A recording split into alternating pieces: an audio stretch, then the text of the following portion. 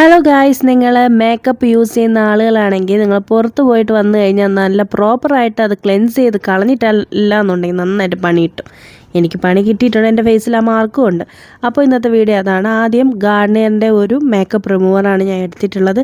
ഇത് റീയൂസബിൾ പാഡാണ്.